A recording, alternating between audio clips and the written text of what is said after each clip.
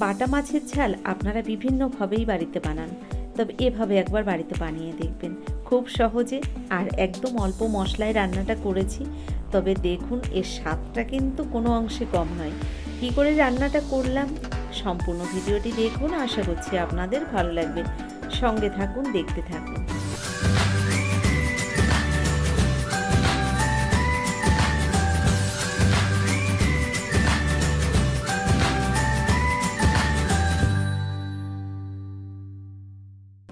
আজকের রেসিপিটি তৈরি করার জন্য এখানে দেখুন আমি দুটো বাটা মাছ নিয়েছি। আপনারা হয়তো মনে করতে পারেন দুটো মাছ দিয়ে আমি রান্নাটা করব। হ্যাঁ, আমি দুটো মাছের এই সর্ষে বাটা ঝালটা তৈরি করব। তবে আপনারা মাছের সাইজটা দেখে নিশ্চয়ই হয়তো বুঝতে পেরেছেন।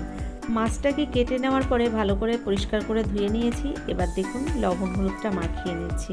তো স্বাদ মতো লবণ হলুদ দেওয়ার পরে দিয়ে দিলাম এর মধ্যে 1 চামচ পরিমাণে সর্ষের তেল। এবার ভালো করে লবণ হলুদ আর সর্ষের তেলটা এই মাছের গায়ে মাখিয়ে নেব। তো আপনারা দেখুন আমি কিন্তু মাছের গায়ে বেশ কয়েকটা কাট লাগিয়ে দিয়েছি। মাছটা যেহেতু অনেক বড়, যে কারণে এই মাছটা রান্না করলে মাছের ভেতরে মশলাটা ভালো ঢুকবে। তো এই দুটো মাছের ওয়েট 450 গ্রাম। আপনারা সাইজটা দেখে নিশ্চয়ই বুঝেছেন। আর বাটা মাছ সম্ভবত এত বড় আমি কখনো দেখিনি, অনেকটাই বড়, আপনারা দেখে বুঝতে পারছেন। থালার মধ্যে দুটো মাছেই 450 গ্রাম ওজন হয়েছে। দেখুন লবণ হলুদটা মাখিয়ে নেওয়ার পরে আমি এবার প্রথম মাছটা ভেজে নেব। তার জন্য কড়াই গরম করে সর্ষের তেল দিয়ে দিলাম। নমস্কার বন্ধুরা, আশা করছি হয়তো সকলেই ভালো আছেন। টিআর রান্নাঘর থেকে আমি তন্দ্রা আজ নিয়ে এলাম বাটা মাছের সর্ষে ঝালের একটা রেসিপি। তবে কি করে এই রান্নাটা করলাম, কি কি মশলা ব্যবহার করলাম, সঙ্গে থাকুন, দেখতে থাকুন, আশা করছি ভালো লাগবে। তো বন্ধুরা, আপনাদের কাছে একটাই অনুরোধ করব, ভিডিওটি দেখার শুরুতেই একটা লাইক দিয়ে ভিডিওটা দেখা শুরু করেন।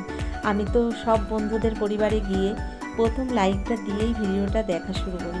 তবে আমার বেলায় কেন আপনারা এরকম করছেন জানি না। প্রত্যেকে যদি লাইক দেন তাহলে কিন্তু লাইকের সংখ্যাটা এত কম থাকতো না। যাই হোক, আমি তেলটা গরম করে মাছটা দিয়ে দিয়েছি এই তেলের মধ্যে। মাছটাকে উল্টে পাল্টে ভেজে নিচ্ছি। দেখুন তো এক পিঠ ভাজা হয়ে গেছে, মাছটাকে উল্টো করে অপর পিঠটাও ভেজে নিচ্ছি। তো আপনারা দেখে বুঝতে পারছেন কড়াইয়ের মধ্যে একটু ভেজে নেওয়াটাও সমস্যা হচ্ছে। তো বন্ধুরা, আপনারা কে কে বাটা মাছ খেতে পছন্দ করেন অবশ্যই আমাকে জানাবেন। আমার তো বাটা মাছ ভালো লাগে, কিন্তু এত পরিমাণে কাটা থাকে বেছে খাওয়াটা খুব কষ্টকর। তো মাছগুলোর পেটে কিন্তু ডিম ভর্তি। আমি জানি না পেট ভর্তি ডিম থাকলে সে মাছ শুনেছি খেতে নাকি খুব একটা টেস্ট হয় না। তো আমি মাছটা কিন্তু খেয়েছিলাম, খুবই ভালো হয়েছিল মাছটা খেতে। তো বন্ধুরা দেখুন এখানে মাছগুলো প্রায় ভাজা হয়ে গেছে। আমি মাছগুলো কিন্তু একটু লাল লাল করে ভেজে নিচ্ছি। আপনারা চাইলে একটু কম করেও ভেজে নিতে পারেন, তবে আমার একটু বাটা মাছটা বেশি ভাজা হলে ভালো লাগে, যে কারণে আমি মাছটা কিন্তু এভাবে ভেজে নিচ্ছি। তো মাছগুলো প্রায় ভাজা হয়ে গেছে। এবার আমি মাছটা ভাজা হয়ে গেলে নামিয়ে নেব। এখানে দেখুন মাছগুলো ভাজা হয়ে গেছে। এবার আমি মাছগুলোকে নামিয়ে নেব। তবে মাছগুলো নামিয়ে নেওয়াটাও একটা কষ্টের ব্যাপার, এতটা বড় ভেঙে যেতে পারে। তো দেখুন এভাবে আমি আস্তে আস্তে করে মাছগুলোকে কিন্তু নামিয়ে নিচ্ছি। তো মাছগুলো নামিয়ে নেওয়ার পরে ওই তেলের মধ্যে রান্নাটা করে নেব। তো দেখুন ওই তেলের মধ্যে আমি দিয়ে দিলাম কিছুটা গোটা জিরে ফোড়ন। তেলের মধ্যে জিরে ফোড়নটা দেওয়ার পরে একটু ভেজে নিয়েছি। এবার এর মধ্যে দিয়ে দিচ্ছি আমি রয়েছে 2টো কাঁচা লঙ্কা, 4টে রসুনের কোয়া। এই মশলাটাকে তেলের মধ্যে দেওয়ার পরে আমি হালকা আঁচে একটু ভেজে নিচ্ছি। তো দেখুন আমি ফোড়নের মধ্যেই দিয়ে দিলাম বেটে নেওয়া মশলাটাকে এভাবেই আমি একটু ভেজে নিয়েছি। এবার এর মধ্যে বাকি গুঁড়ো মশলাগুলোও অ্যাড করে দেব। গুঁড়ো মশলা বলতে একদম অল্প পরিমাণেই মশলা দিয়ে রান্নাটা করছি। দেখুন 1/2 চামচ দিয়ে দিলাম জিরের গুঁড়ো, আর 1 চামচের 3 ভাগের 1 ভাগ দিয়েছি এখানে লঙ্কার গুঁড়ো, আর দিয়ে দিলাম স্বাদ মতো লবণ আর হলুদ। এক এক করে মশলাগুলো সব দিয়ে দিলাম তেলের মধ্যে। এবার অল্প পরিমাণে একটু জল দিয়ে এই মশলাটাকে কষিয়ে নেব। তো গ্যাসের ফ্লেমটাকে মিডিয়াম হিটে রেখে আমি মশলাটাকে কিন্তু এভাবে কষিয়ে নিচ্ছি। তো দেখুন কিছুক্ষণ আমি এভাবে মশলাটাকে কষিয়ে নিয়েছি, আর মশলাটা কিন্তু কষানো হয়ে গেছে, খুব একটা টাইম লাগেনি। এবার দিয়ে দিচ্ছি এর মধ্যে দেখুন 1 চামচ টক দই রয়েছে। তো এখানে আপনারা কিন্তু টমেটোও ব্যবহার করতে পারেন, আমি যেহেতু টমেটো ব্যবহার করিনি তো এখানে আমি 1 চামচ টক দই ব্যবহার করেছি। টক দইটা দেওয়ার পরেও ভালো করে আমি মশলার সঙ্গে কিছুক্ষণ কষিয়ে নিয়েছি। তো আর কষানোর দরকার নেই, মশলাটা ঠিকঠাক কষানো হয়ে গেছে। এবার দিয়ে দিচ্ছি আমি এর মধ্যে পরিমাণ মতো জল। আপনারা ঝোলটা যেমন রাখবেন সেই অনুযায়ী জলটা দেবেন। তো আমি এখানে ঝোলটা একটু বেশি রেখেছিলাম, তো জলটা দিয়ে দিয়েছি। এখানে 1 বাটি জল দিয়েছি, আর জলটা দেওয়ার পরে ভালো করে মশলার সঙ্গে দেখুন মিশিয়ে দিচ্ছি। একদম হালকা মশলাই কিন্তু রান্নাটা আমি করছি, খুব একটা মশলা এখানে ব্যবহার করিনি, আপনারা দেখেছেন। ঝোলটা আস্তে আস্তে ফুটতে শুরু করেছে, আর এবার এই ঝোলের মধ্যেই আমি মাছগুলো দিয়ে দিচ্ছি। তো দেখুন মাছটা দিয়ে দিলাম এই ঝোলের মধ্যে, আর এভাবে উল্টে পাল্টে মাছগুলোকে একটু ঝোলের সঙ্গে রান্না করে নেব। ঝোলের মধ্যে মাছটা দেওয়ার পরে গ্যাসের ফ্লেমটাকে আমি বাড়িয়ে দিয়েছি, হাই হিটে রেখে 3 মিনিট মতো রান্না করে নিয়েছি। মাছটা যেহেতু ভাজা রয়েছে ভালো, তাই আর বেশিক্ষণ ধরে রান্না করার দরকার নেই। দেখুন আমি নামিয়ে নেওয়ার আগে এর মধ্যে দিয়ে দিলাম 2টো চেরা কাঁচা লঙ্কা।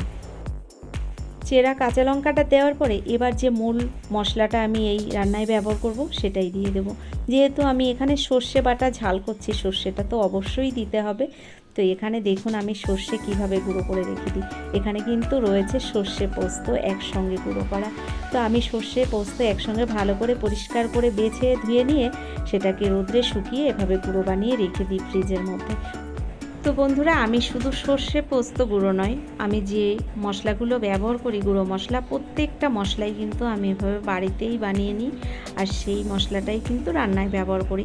তাহলে কি হয়, রান্না করার সময় খুব তাড়াতাড়ি রান্নাটা হয়ে যায়।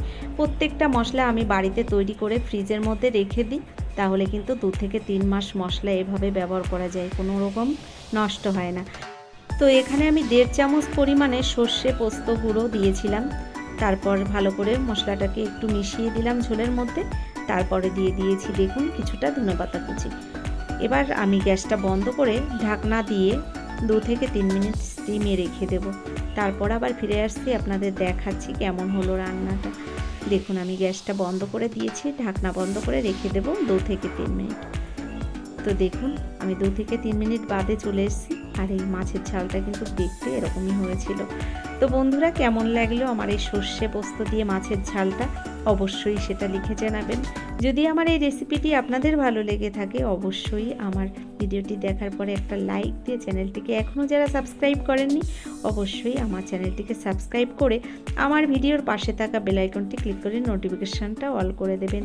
তাহলে আমার ভিডিও আপলোড করার সঙ্গে সঙ্গে তার নোটিফিকেশানটা আপনার কাছে পৌঁছে যাবে, আপনি অতি সহজেই ভিডিওটি দেখে নিতে পারবেন। যারা ভিডিওটি ফেসবুক থেকে দেখবেন অবশ্যই আমার পেজটাকে ফলো করবেন। তো বন্ধুরা আজকের মতো এই পর্যন্তই, পরবর্তী ভিডিও নিয়ে হাজির হয়ে যাব। ততক্ষণের জন্য আপনারা সকলে ভালো থাকবেন। ধন্যবাদ ভিডিওটা দেখার জন্য।